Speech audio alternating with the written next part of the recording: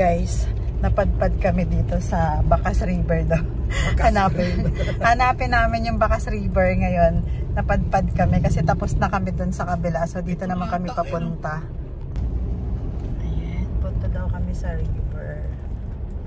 Sa Bacas River pupunta kami.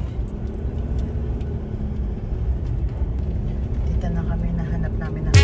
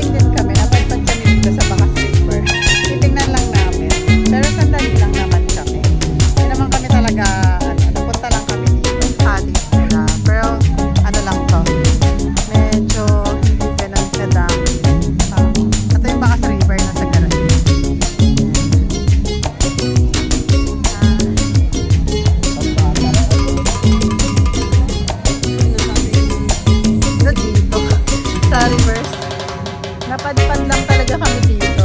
Tumingin lang kami. Pero ito yata yung public kasi merong private dito na pupuntahan. Medyo mababaw lang siya. 20 pesos nga lang yung ano nila. Magsi-CR ka 20 pesos. So, ayun. Pero hindi talaga kami. So, ito yung public na river, Bacas River. So, ayan. Ang daming